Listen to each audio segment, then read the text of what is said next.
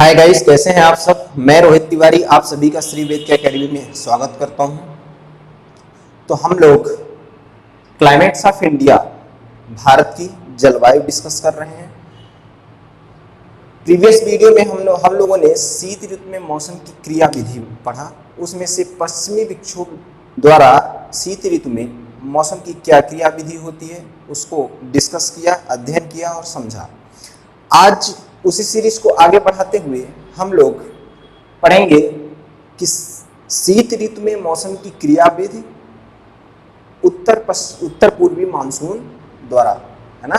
जैसा कि आपको बताया गया है और अभी भी बता रहा हूं कि शीत ऋतु में प्रमुख रूप से दो हवाओं से बरसात होती है, एक पश्चिमी विक्षोभ से और एक उत्तर पूर्वी मानसून से। ठीक है, दो प्रकार की हवाओं से भारत में शीत ऋतु में बरसात होती है। उसमें से हम लोग पश्चिमी विक्षोभ को प्रीवियस वीडियो में पढ़ा। आज हम लोग उत्तर पूर्वी मानसून को बहुत अच्छे से कवर करने वाले हैं। तो बने रहिए मेरे साथ और पूरा वीडियो देखिए, कंप्लीट देखिए और अच्छे से अपने स्टडी को करिए। ठीक है ना, चलिए स्टार्ट करते हैं वीडियो। सबसे पहले मैं मैप से रूबरू करवाना चाहूँगा आपको। ठीक है, तो ध्यान से देखिए, ये है अपना इंडिया का मैप। जो रेड कलर का आपको इंडिकेट कर रहा है वो है आपका हिमालय पर्वत, और ये जो दो एरो आई हैं ये पश्चिमी विक्षोभ की दो शाखाएं हैं। हिमालय के कारण प्रीवियस वीडियो में बताया गया, हिमालय के कारण ये दो शाखा में विभाजित हो गई, ये पूर्वी शाखा और ये दक्षिणी शाखा। दक्षिणी शाखा के द्वारा ही उत्तर भारत के पहाड़ी क्षेत्र तथा मैदानी क्षेत्र में बरसात होती है ना। शीत ऋतु की बात कर रहे हैं हम लोग, शीत ऋतु की, है ना। और उत्तर भारत के पहाड़ी क्षेत्र तथा मैदानी क्षेत्र में बरसात होती है, और उत्तर पूर्वी मानसून द्वारा भारत के कोरोमंडल तट पर बरसात होती है।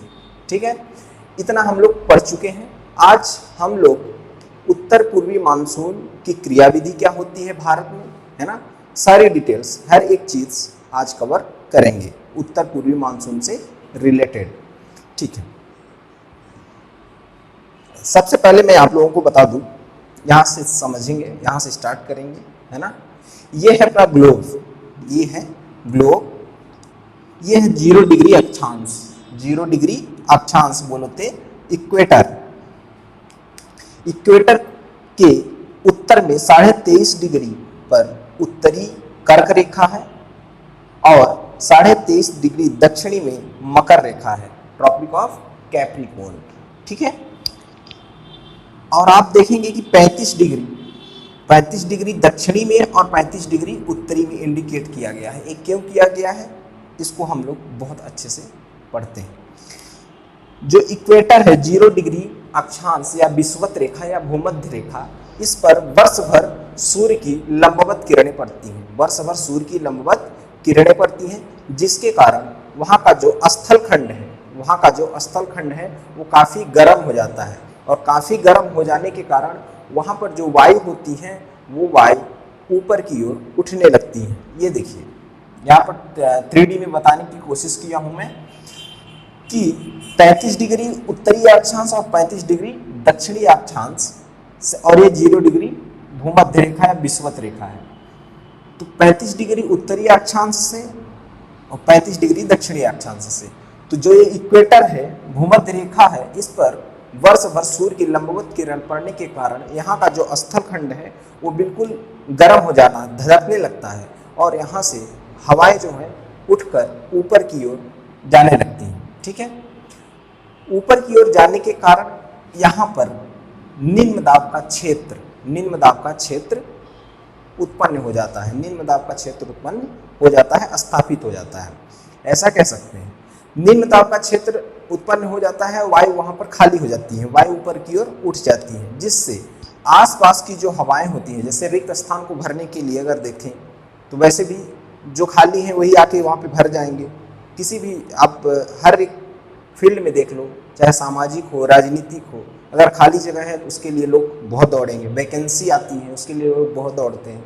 वही से यहाँ पे कॉन्सेप्ट है कि अगर यहाँ पे निम्न दाब का क्षेत्र उत्पन्न हुआ तो यहाँ हवाएं बिल्कुल नगण्य है, नहीं है, वो क्या हो गई, गर्म होके ऊपर की ओर उठ गई, तो ये जगह खाली हो गई। इस खाली जगह को भरने के लिए, इस खाली जगह को भरने के लिए अब इसमें आ जाइए, 35 डिग्री उत्तरी अक्षांश और 35 डिग्री दक्षिणी अक्षांश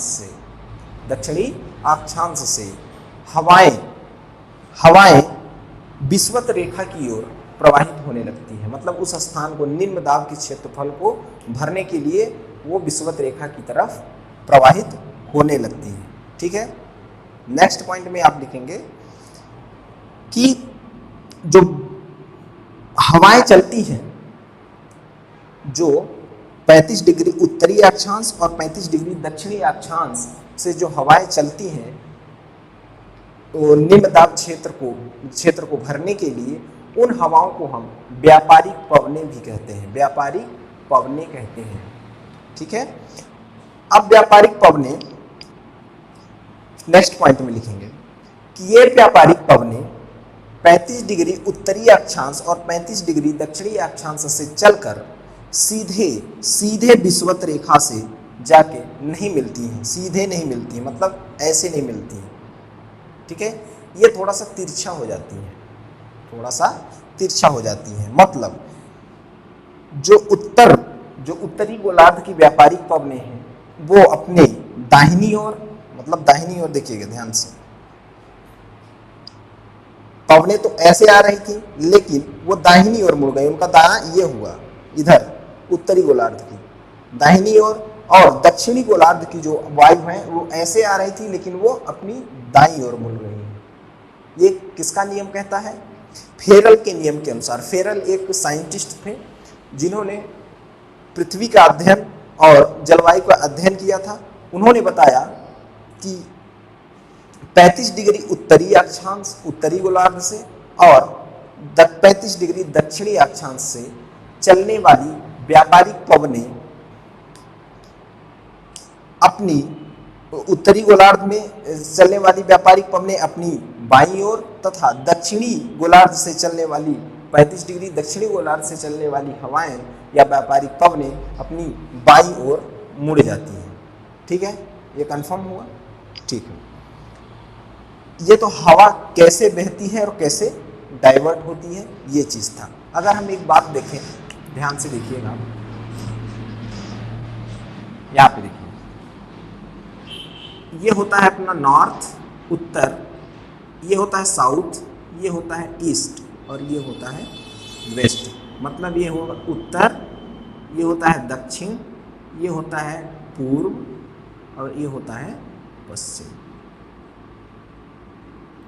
ठीक है, अब हम बात करते हैं भारत की। तो ये वाली जो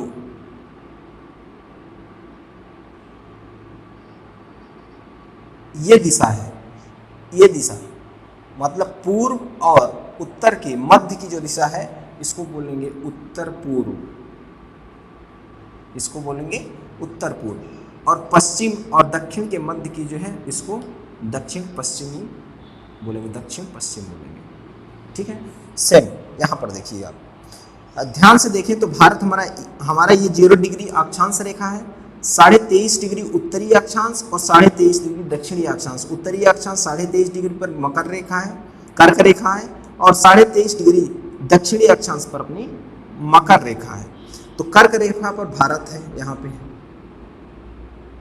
बना, यह है भारत अपना। ध्यान से देखिए, थोड़ा छोटा है लेकिन आप इमेजिन करिए, कल्पना करिए कि यहाँ पे अपना भारत है। अब देखिए ध्यान से, कि जब भारत यहाँ पे है तो जो ये व्यापारिक पवनें बह रही हैं ऐसे किस दिशा में बह रही हैं? उत्तर पूर्व की दिशा में बह रही हैं, उत्तर पूर्व की दिशा से बह रही हैं, और दक्षिण पश्चिम दिशा से वो निकल के बाहर आएंगी, जो कि यहाँ पर देखिए बड़े में ये भारत यहाँ पे है, और वो हवाएं जो हैं वो व्यापारिक पवनें जो है उत्तर पूर्वी व्यापारिक पवनें यहाँ से आ रही हैं और दक्षिण पश्चिम से बाहर निकल रही हैं। सेम लाइक दिस, यहाँ पे देखिए, अब सेम यहाँ पे देखिए कि ये हवाएं इधर से आई तो भारत बीच में पड़ गया और इधर से ऐसे निकल रही है। तो अब ऐसा कब होता है वो चीज देखते हैं। नेक्स्ट पॉइंट आप डाल के लिखेंगे। हाँ ठीक है, एक हम चीज बताते हैं आपको, एक मिनट।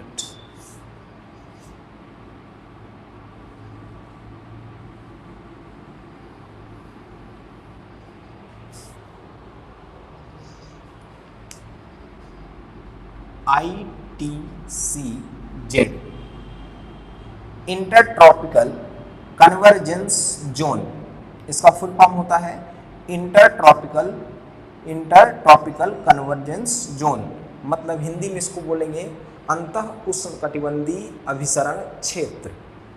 अंतः उष्णकटिबंधीय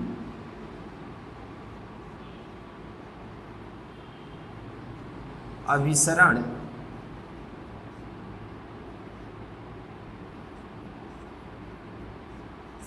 क्षेत्र, अंतः उष्णकटिबंधीय अभिसरण क्षेत्र ITCZ inter tropical convergence zone. ये क्या होता है, थोड़ा सा इसके बारे में डिस्कस करेंगे, फिर इसके बाद इस टॉपिक पे आएंगे, ठीक है। चलिए, ITCZ जो होता है अंतः उष्णकटिबंधीय अभिसरण क्षेत्र, तो जो सूर्य है वो उत्तरी गोलार्ध मतलब कर्क रेखा और मकर रेखा के बीच क्या करता है, विचलन करता है। विचलन कभी कर्क रेखा कभी मकर रेखा, मतलब 21 जून की अगर बात करें तो 21 जून को अपना सूर्य की लंबवत किरणें कहाँ, कर्क रेखा पे पड़ती हैं। अगर 22 दिसंबर की बात करें तो मकर रेखा पे पड़ती हैं। अर्थात हम कह सकते हैं कि सूर्य की जो किरणें हैं, सूर्य जो है वो कर्क रेखा और मकर रेखा के बीच विचलन करता है ना। अर्थात दक्षिणायन या उत्तरायण होता है, कहते हैं ना कि दक्षिणायन हो गया। जब दक्षिणायन होता है तो भारत में शीत ऋतु आती है ना, सिंपल सी बात है। चलिए यहां से देखेंगे, जब सूर्य दक्षिणायन हो जाता है मतलब सूर्य की लंबवत किरणें मकर रेखा पर पड़ती हैं, मकर रेखा पर लंबवत किरणें, तो ITCZ क्या होता है बता दिया कि ITCZ का फुल फॉर्म होता है इंटर ट्रॉपिकल कन्वर्जेंस जोन, अंतः उष्णकटिबंधीय अभिसरण क्षेत्र। ये कहां पे होता है, जो सूर्य की लंबवत किरणें साल भर कहां पड़ती हैं, भूमध्य रेखा पर, विषुवत रेखा पर, है ना। और विषुवत रेखा पर लंबवत किरणें पड़ने के कारण वह क्षेत्र काफी गर्म हो जाता है, धधकने लगता है, ठीक है। तो वहां पर एक एरिया ऐसी होती है जहां पर अत्यधिक तापमान होता है, अत्यधिक तापमान होता है। उसी क्षेत्र को हम बोलते हैं क्या, ITCZ, ठीक है। निम्न दाब का जो क्षेत्र होता है वो अत्यधिक गर्म होता है, उसी के पास में होता है ITCZ। ये एक उच्च तापमान की पेटी भी बोल सकते हैं इसको, उच्च तापमान की पेटी भी बोलते हैं ITCZ को, ठीक है। चलिए, तो इस ITCZ द्वारा जब सूर्य अपना दक्षिणायन हो जाता है, दक्षिणायन मतलब मकर रेखा पर लंबवत किरणें पड़ती हैं, तो ITCZ भी क्या होगा, दक्षिणायन चला जाएगा। ऑब्वियस सी बात है कि जिधर सूर्य की लंबवत किरणें पड़ेंगी, जहां हीट ज्यादा होगा वहां ITCZ स्थापित हो जाएगा, है ना, क्योंकि इसको यहाँ पे तापमान अत्यधिक होता है, अत्यधिक तापमान। ऑब्वियस सी बात है कि मकर रेखा पर लंबवत किरणें पड़ रही हैं तो मकर रेखा पर ही हीट ज़्यादा होगी, है ना, गर्मी ज़्यादा होगी, तापमान ज़्यादा होगा। तो जो ITCZ है, तो जब सूर्य दक्षिणायन हो जाता है तो वो क्या हो जाता है, मकर रेखा पर स्थापित हो जाता है, दक्षिणी गोलार्ध में स्थापित हो जाता है। तो उत्तरी गोलार्ध में, उत्तरी गोलार्ध में जो भारत स्थित है वह संपूर्ण या पूर्ण रूप से उत्तर पूर्वी मानसून, उत्तर पूर्वी व्यापारिक पवन के अधीन हो जाता है ना। उत्तर पूर्व जब इधर आ गया, सूर्य की लंबवत किरणें यहाँ पड़ रही हैं, यहाँ पर शीत ऋतु आ गई। अब वहाँ पर जो हवाएं चल रही हैं, जो हवाएं यहाँ पर उत्तर पूर्वी व्यापारिक पवनें चल रही हैं, भारत संपूर्ण रूप से उनके अधीन हो जाता है। अब बात करते हैं, इस तरह से उत्तर पूर्वी व्यापारिक पवनें जो हैं, उत्तर पूर्वी व्यापारिक पवनें उत्तर पूर्व दिशा की ओर से बहते हुए भारत में प्रवेश करती हैं, इसलिए इनकी दिशा के नाम पर इसको हम उत्तर पूर्वी मानसून कहते हैं। दिशा के नाम पर उत्तर पूर्वी मानसून कहते हैं। और एक बात और ध्यान में देखिए, नेक्स्ट लिख लीजिए आप कि जो मानसून होता है जिस दिशा से इंटर करता है, मतलब जिस दिशा से प्रवेश करता है, उसी दिशा पर उसका नाम इंडिकेट किया जाता है, उसी दिशा से उसको हम नामांकन उसका नामांकित करते हैं। जैसे उत्तर पूर्व दिशा से उत्तर पूर्वी व्यापारिक पवनें भारत में प्रवेश करती हैं, इसलिए इसका नाम उत्तर पूर्वी मानसून है। जबकि निकल रही हैं दक्षिण पश्चिम से, लेकिन इसका दक्षिण पश्चिमी मानसून नाम नहीं रखा गया है। ठीक है, ये बात आपको ध्यान में रखना पड़ेगा। चलिए, तो हम लोगों ने इस तरह से देखा कि उत्तर पूर्वी मानसून पवनें भारत में कैसे प्रवेश करती हैं, या उत्तर पूर्वी व्यापारिक पवनों को उत्तर पूर्वी मानसून पवनें मानसून क्यों कहा जाता है, ये सब बातें देखा। अब उत्तर पूर्वी मानसून के द्वारा भारत में कहाँ कहाँ वर्षा होती है और भारत में क्या इफेक्ट पड़ता है, वो चीज़ें हम लोग डिस्कस करेंगे।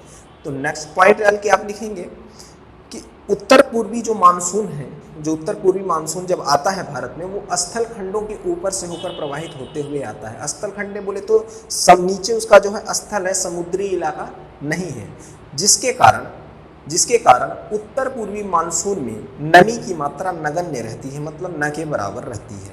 वो नमी की मात्रा न के बराबर होती है, जिसके कारण वह भारत में उत्तर पूर्वी मानसून भारत में वर्षा करने में सक्षम नहीं होता है, परंतु इसी में डालेंगे नेक्स्ट में, परंतु उत्तर पूर्वी मानसून की पूर्वोत्तर राज्य मतलब इस इलाके का एरिया, ये इलाका, ये वाला पूर्वोत्तर राज्य।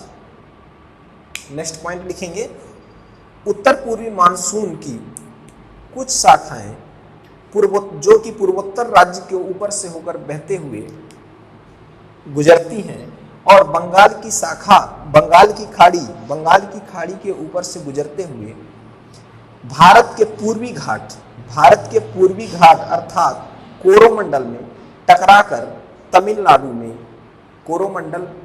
भारत के पूर्वी घाट कोरोमंडल से टकराकर तमिलनाडु इलाका में काफ़ी बरसात करती हैं, या तमिलनाडु के कोरोमंडल तट पर काफ़ी बरसात करती है। ध्यान से देखिए, फिर से एक बार सुन लीजिए। उत्तर पूर्वी मानसून स्थल खंडों के ऊपर से प्रवाहित होते हुए आता है, जिसके कारण इसमें नमी की मात्रा नगण्य होती है, और यही कारण है कि यह भारत में वर्षा करने में सक्षम नहीं होता है। नेक्स्ट पॉइंट लिखिए, परंतु उत्तर पूर्वी मानसून की कुछ शाखाएं भारत के पूर्वोत्तर राज्यों के ऊपर से प्रवाहित होते हुए आगे की ओर बढ़ती हैं, और फिर वो बंगाल की खाड़ी के ऊपर से प्रवाहित होते हुए भारत के पूर्वी घाट से टकराकर तमिलनाडु के कोरोमंडल तट पर भारी वर्षा करती हैं। अतः नेक्स्ट पॉइंट लिखेंगे, अतः हम कह सकते हैं कि भारत में शीत ऋतु में प्रमुख 2 ऐसे क्षेत्र हैं जहां पर बरसात होती है। कौन कौन से क्षेत्र हैं? पहला पॉइंट डाल के लिखेंगे, उत्तर भारत का पहाड़ी तथा मैदानी क्षेत्र, उत्तर भारत का पहाड़ी तथा मैदानी क्षेत्र डैश करके लिखेंगे। किसके द्वारा बरसात होती है? यहाँ पे पश्चिमी विक्षोभ के द्वारा। ठीक है, दूसरा पॉइंट डाल के लिखेंगे, तमिलनाडु का कोरोमंडल तट, यहाँ पर बरसात किससे होती है? डैश करके लिखेंगे, उत्तर पूर्वी मानसून के द्वारा। ठीक है, तो इस तरह से हम लोगों ने आज उत्तर पूर्वी मानसून की क्रियाविधि, शीत ऋतु में भारत में क्या क्रियाविधि होती है उत्तर पूर्वी मानसून का, वो हम लोग डिस्कस किए। अब नेक्स्ट वीडियो में हम लोग ग्रीष्म ऋतु की क्रियाविधि लेके आएंगे आपके सामने, और एक एक चीज क्लियर करेंगे। फैक्ट के साथ आपका थ्योरी भी कंप्लीट होना बहुत जरूरी है, क्योंकि आज के एग्जाम में जो फैक्ट पे डिपेंड है उनका एग्जाम निकलना मुश्किल है ना, क्योंकि एग्जामिनर जो पेपर बनाते हैं, जो मंडल पेपर बनाता है, वो भी काफ़ी होशियार हो चुका है। उनको भी मालूम है कि बच्चे क्या पढ़ते हैं, फैक्ट्स, और फैक्ट से बहुत कम क्वेश्चंस डालते हैं वो लोग। इसलिए आपको अच्छे से पढ़ना है, एक ही बार पढ़ना है, पूरा अच्छे से पढ़ लो, है ना। कहीं से भी क्वेश्चन आए आपसे बनेगा। ठीक है, जय हिंद।